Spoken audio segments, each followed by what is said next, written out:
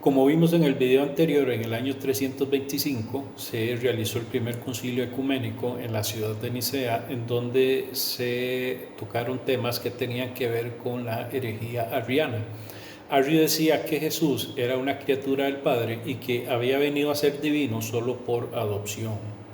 En este concilio se condenó esa doctrina y los máximos exponentes del arrianismo, que eran el mismo Arrio y Eusebio de Nicomedia, fueron expulsados del imperio. Vale destacar que el mismo emperador Constantino era simpatizante de las doctrinas de Arrio y una vez que él los hubo expulsado, él intentó de todas formas de que la iglesia los perdonara y los reincorporara dentro del liderazgo de la iglesia. La iglesia se mantuvo firme y nunca quiso aceptarlos solo por la presión del emperador, porque estos dos exponentes del arrianismo no estaban dispuestos a renunciar a sus herejías. El emperador Constantino empujó una y otra vez que la iglesia los aceptara, pero la iglesia siempre se mantuvo firme y no los aceptó en su seno nuevamente. Después se da el siguiente concilio, que se da en Éfeso del 22 de junio al 16 de julio del año 431, en donde se condena la doctrina de Nestorio.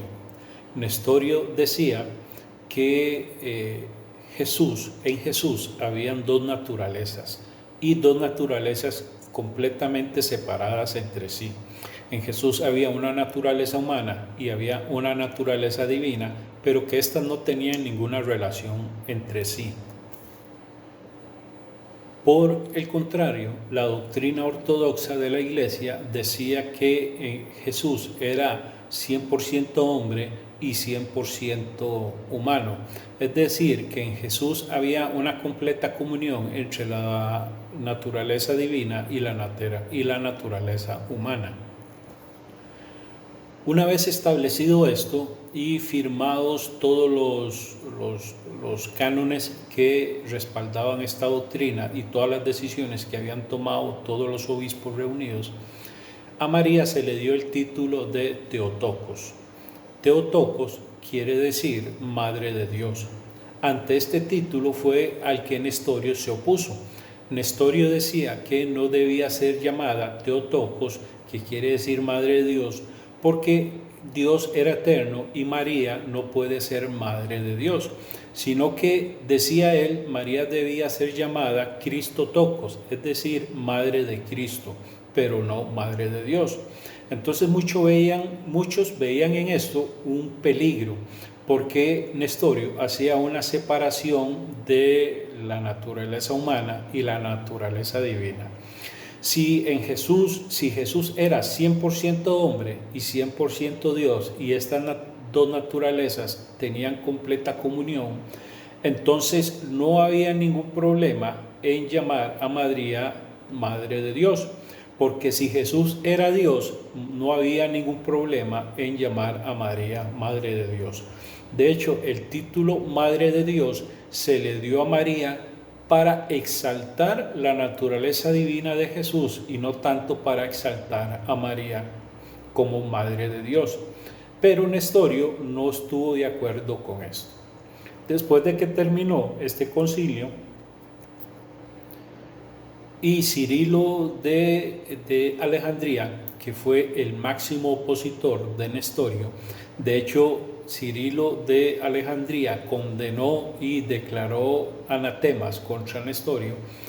Cuando el concilio votó a favor del título de Theotokos, exaltando la naturaleza de Jesús y poniendo a María como Madre de Dios, Cirilo de Alejandría hizo una oración al final del concilio celebrando el triunfo que habían tenido sobre el nestorianismo, y le leo la oración que hizo él. Dios te salve María, Madre de Dios, tesoro veneradísimo de todo el orbe, antorcha inextinguible, corona de virginidad, cetro de recta doctrina, templo indestructible, habitación que es inabarcable, Virgen y Madre, por quien nos ha sido dado aquel que es llamado bendito por excelencia y que ha venido en nombre del Padre.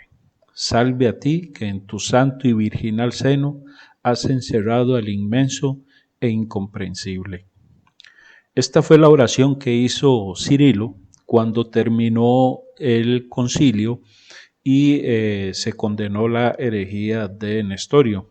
Esta oración la hizo él en acción de gracias porque triunfó cuando se cerró lo que era en sí la naturaleza divina de Cristo, en donde se llegó a la conclusión de que Jesús era tanto hombre como tanto divino, era Dios y hombre, Dios encarnado, y que a María se le diera el nombre de Madre de Dios en exaltación a la naturaleza divina de Cristo.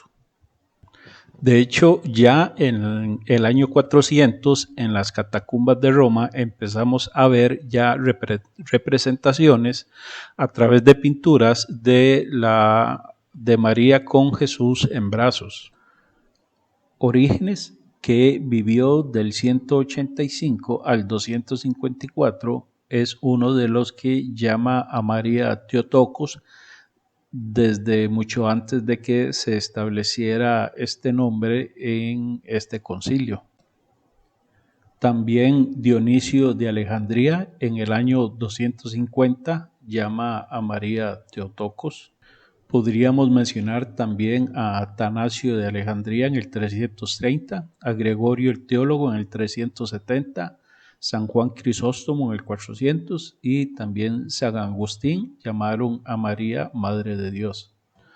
Otro documento interesante que encontramos es el Protoevangelio de Santiago, que está fechado por ahí antes del 150, que es un documento que se encontró en idioma griego. Algunos padres de la iglesia, como Orígenes y Clemente de Alejandría, hacen pronunciamiento en algún momento de este documento, citan partes de este documento. Este es un documento que cuenta con 25 capítulos y viene hablando de lo que es el nacimiento virginal de Jesús y propiamente se centra en la persona de María. También tenemos un papiro que encontró Edgar Lovell, que es un experto en papirología de la Universidad de Oxford, que encontró un papiro en donde encontramos una oración a María conocida como "Bajo tu amparo nos acogemos". Este es quizá un texto más antiguo en el que se llama a María Theotokos y se trata de un papiro, tal vez un himno bizantino que llega hasta nosotros en el año 250 por Edgar Lovell, que fue el que lo descubrió. Esta oración de este papiro es una oración que todavía hacen los católicos hoy en día.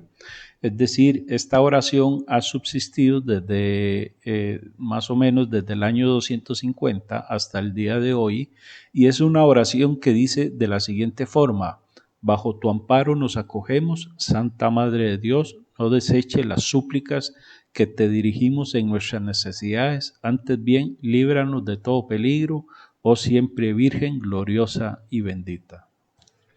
Es curioso entonces notar aquí cómo ya después de la Iglesia Apostólica y antes de que terminaran las persecuciones, se puede ver que ya la comunidad cristiana practicaba la oración a María, ya tenían en María una figura intercesora, en que lo que era todo el pueblo cristiano parece ya practicar, porque vemos como algunos padres de la iglesia hacen mención de María como Madre de Dios.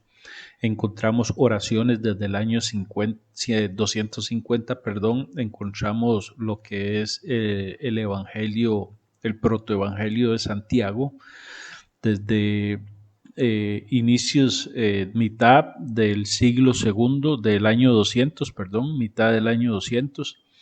Entonces esto llama mucho la atención. Es decir, en este video yo no pretendo defender ni atacar la intercesión ni la oración que se hace a María, sino lo que estoy dando son los datos históricos.